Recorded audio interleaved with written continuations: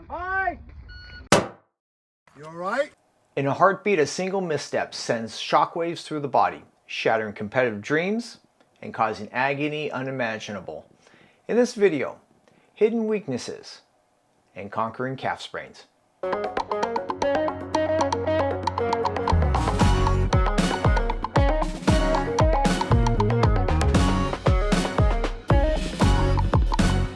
The calf muscle is more commonly made up of two muscles, the gastrocnemius and the soleus. The gastrocnemius is the larger of the two muscles and crosses over the knee and ankle joints, creating a tighter muscle, and the reason why more strains and cramping are experienced versus the soleus, which only crosses over the ankle. The primary function of these muscles are to allow your foot to move downward, which results in a pushing off.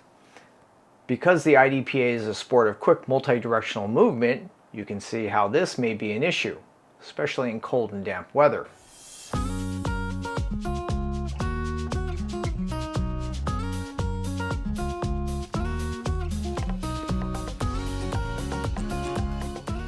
Calf pulls are one of the most common injuries to the lower leg, and if not managed appropriately, can result in re-injury and or prolonged recovery. Treatment goals are simple. Promote healing, reduce pain, and restore strength and flexibility. Just remember RICE. Rest, ice, compression, and elevation. You just tore your calf and you don't know how bad you did it, so get off of it. Attempting to finish the match can only result in a complete tear or increased swelling and pain. Ice it. For the next 48 hours, ice packs over paper towels for 10-15 minute intervals will help to manage pain, swelling, and bruising. Compression wraps. By relaxing the injured tissue, a reduction of pain, spasms, and promotion of healing may be achieved. And then lastly, elevation. By keeping the leg above the heart when possible will help to minimize the swelling process.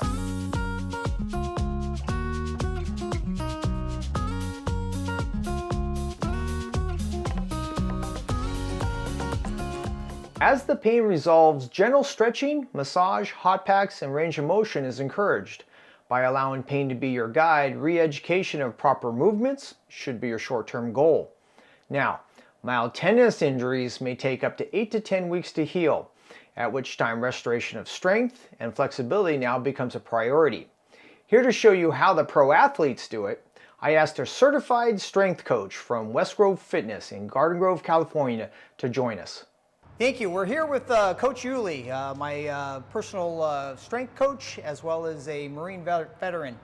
He's here to show you how to protect yourself, as well as rehab if you suffer an injury to your calf. Yuli? Well, thank you for introducing me. So guys, today's main focus is we're going to be protecting the calf and how to recover the calf, just in case, like you said, you have some kind of injury. So our main focus is going to be warming up. Then we're going to go into some exercises, and then something that you can do at home for strengthening. And then our final thing that we're going to go over is just stretches. The warm-up is something that you can do before you do a workout or before you go into your shooting range. We'll start off with ankle rotations, mainly because you guys are probably hopping off a car. You guys are cooled, completely cooled. So we want to start with some ankle rotations. Everything you do, you can do it for reps or you can do it for time. My suggestion is to try to do it more for time at the beginning because you want to do it nice and warm up. So you do 10 in one direction, 10 the opposite direction. You try to do it for 1 minute straight, and then you switch onto the other side. A high plank, and then adding some heel pumps. So again, we're going to stretch out the calves, trying to get that heel to touch the ground as much as we can. Since we are moving the same way, we're warming up the same way that we're going to move. So it's going to be dynamic. Everything has to be through movement. We don't want to do anything static because you're not staying static. You're moving from one spot to the other. So once you guys get those calf stretches from the high plank, again, remember, try to add a 1 second pause and then switch. Don't pause for longer than a second. Always switching and always trying to get that heel to touch the ground and getting closer and closer to the floor. And we'll do a standing calf heel raise. So here, main focus is we're going to do 3 different variations. We're going to go legs straight, feet straight, trying to work on that balance and try to rise up as high as you can on those toes. Then we're going to go heels out, same thing. Another 45 seconds to 60 seconds just to warm up, to get the muscles primed. Then from there, we're going to go toes out, heels in, same movement, another 45 to 60 seconds. For hamstring scoop. So with the hamstring scoop, you guys want to kick out, keep your feet in a railroad, not in a line. From there, point the toe up towards yourself. Scoop, you're gonna feel the stretch down the hamstrings, down the calf, and then down the Achilles. And then we're gonna go and step out again. Heel, toe line up, neutral spine, and then scoop. You're gonna feel that stretch down the hamstrings, down the calf, down the Achilles. And our final stretch for the day is gonna be toe walks to heel walks. So toe walks, you're just walking on your toes, nice and high, working on that balance, working on the ankle stability. Back and forth for 60 seconds. Then we're gonna switch it up into heel walks. Okay, just working the tips and then stretching out those calves as you're working. Again, it's just mainly to work on the ankle mobility, and so that way you guys feel nice and balanced and stable while you guys are getting into positions.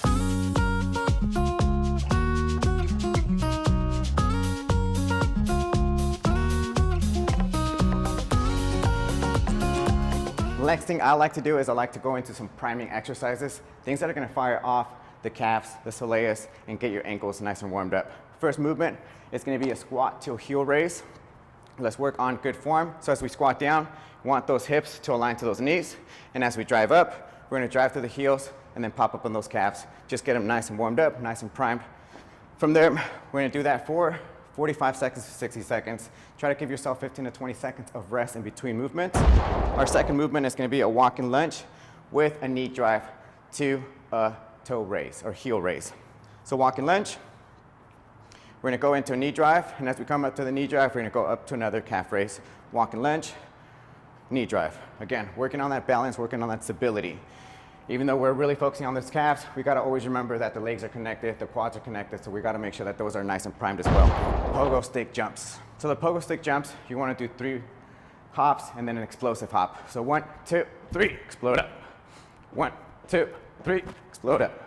Again, just strengthen those calves, strengthen those ankles.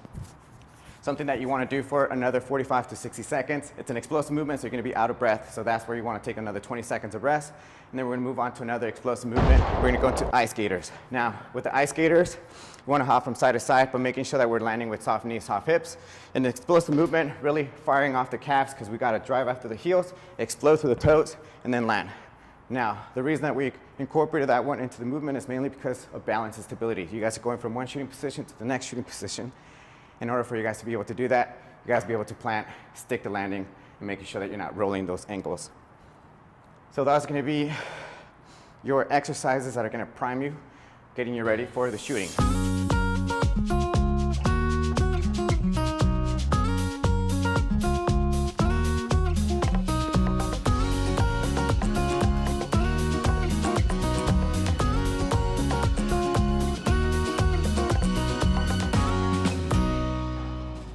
Third part that we're gonna go into is some strengthening exercises that you can do at home. Very simple, keep it simple. So we'll start with a soleus slouch. This is gonna be very technical. So here we're gonna go into split stance in a railroad. We wanna line up that heel with the back toe. From there, we're gonna slouch forward, not trying to maintain a neutral spine. What we wanna do is push this knee forward to go over the shoelaces, maybe get to line up with the toe, and then from there, we're gonna slouch forward, try to get the hands below the knees, and as we come up, keeping that toe over the heel, we're gonna press the heel down, and that's gonna activate your soleus. From there, you wanna do that. Now, for the strengthening, let's focus more on rep counts. So I wanna say, let's do 12 to 15 of those, really focusing on the contraction, how much you press your heel down, being super intentional with your movements. So again, you're bending at the knees, you wanna get your lead knee to go over your toe. You're gonna slouch down, you're gonna bring your hands below your knees, and as you come back up, keeping that knee over the toe, you wanna press your heel down and extend up, but keeping that knee still bent. 12 to 15 reps with that. From there, we're gonna go into a standing calf raise, weighted, so if you have some dumbbells at home, place them to your side, or back rack some dumbbells or a barbell. From there, you're just gonna press up, get those heels to rise up, and again, try to focus on holding it for 1 to 2 seconds so that we can work on balance and stability as well. Standing calf raise, bent knees, calf raise. So holding onto something is another standing calf raise, but we're gonna bend at the knees and then rise. If you need to hold on to something just for balance and stability, again, this is gonna target not just the calves, the gastrocnemius, but the soleus. Again, pushing off the heels, bent knees the entire time, driving up as hard as you can, pressing those toes down, and squeezing those calves as much as you can. Our next movement, we're gonna go into split stance and then add a calf raise. At very top, just working on keeping that knee 1 inch off the ground. Your quads and your glutes and your hamstrings are in constant tension, but the main movement is the calf. Raising it up, another 15 to 20 reps on each movement, but if you're going heavier, you'll probably go 10 to 12 reps. Then we're gonna go into a tib raise, very simple. So if you guys can, anything that you guys can place your heels under works perfectly. So you guys gonna hinge over at the hips. From here, you're just gonna raise your toes up, and then just trying to get your toes all the way up as high as you can. You're gonna stretch out the back of your legs, but also the main focus is just to target the tibialis, mainly just to work with muscle imbalances. We don't wanna just focus on the back, the calves, and not work on the anterior muscles.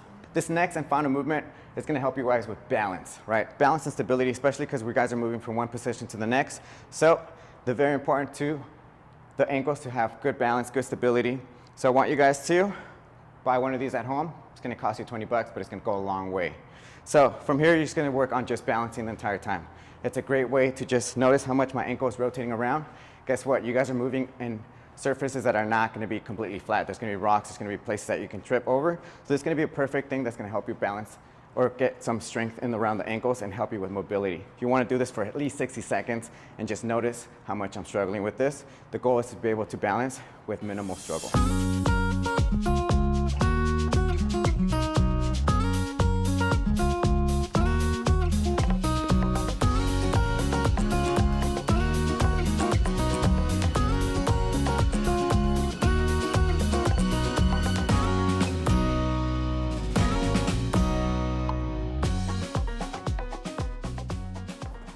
Everything that we do for stretches is going to be the complete opposite of our warm-up. We're going to do static stretching. So that means we're going to be holding each movement for 15 to 30 seconds. The longer, the better. So first one, we're going to start in a high plank. We're going to try to shoot our hips up nice and high. Those calves, you're going to feel the stretch right off the bat. You just want to hold for 15 to 20, 30 seconds, and then switch. 15, 30 seconds, and then switch. Depending on how tight your calves are, you'll be able to get those all the way down to the floor. If not, always try to reach and get closer to the floor every single time. Next, you guys are gonna go walk up to a wall. What you guys can do, imagine that this is a wall. You're gonna walk your toe up as high as you can, keeping your legs straight. You're gonna lean a little bit forward. That's gonna stretch out your entire calf. Now, if you wanna stretch out the soleus, your same movement. Now what you're gonna do is walk that toe up against the calf. Now you're gonna bend at the knee and then continue to push forward. You're gonna feel that stretch right along the side of your calf. That's tiny soleus muscle. Again, you're holding for 15, 30 seconds. Do it more than once. And then we're gonna go into our toe elevated toe touch. We're gonna bring these little plates back into the game. Or if you can find something heavier or something high, you're gonna place your toes. Heels are gonna be down, toes are gonna be on the book, or whatever you decide to raise your toes with. You're gonna try to reach down towards the floor. Again, depending on how tight you are, you're gonna feel a stretch down your hamstrings, but mainly, especially on the calves. Then we'll switch it around. Heels elevated, you're gonna try to reach for those toes. Again, even though we're targeting those hamstrings, you're still gonna feel that stretch down your calves, making sure that you guys are trying to pull yourselves in as deep as you can. Last and final thing, stretches are great, but you also wanna apply some pressure into the muscle so that way it relaxes. So crisscross those legs. If it's too much tension, then you put one foot down, but if you can handle the pain, cross both feet together and you're just rolling back and forth. When you're rolling, think of it as a massage. You're not gonna roll for a minute, 30 seconds in each muscle. When you go get a massage, you take a massage for 30 minutes. It's an hour-long massage. So you wanna spend at least 15 to 20 minutes rolling. You'll probably spend about a minute in each muscle group, maybe longer, just depends on how tight you are. You gotta listen to your body. And just like anything else in life, you get what you put into it. Awesome. Thank you so much, Julie, for taking the time to let the subscribers know exactly how to rehab themselves as well as stay protected from other injuries. I really appreciate your time. Thank you for having me. Oh, man, this is great. So if anybody wants to sign up for personal workouts and so forth, they can? Yeah, of course. You know, you can always find me here at West Grove Fitness, or if you guys have Instagram, everybody has Instagram, _UC_fitness, and you'll find me right away. And if you guys have any questions, just ask Paul. He'll direct them towards me, and then we'll make another video to help you guys out. I'll make sure that I post that in the links in the description so you guys can all get a hold of you, Coach Julie, if you guys need it. So thank you very much for coming, and we'll see you in the next video.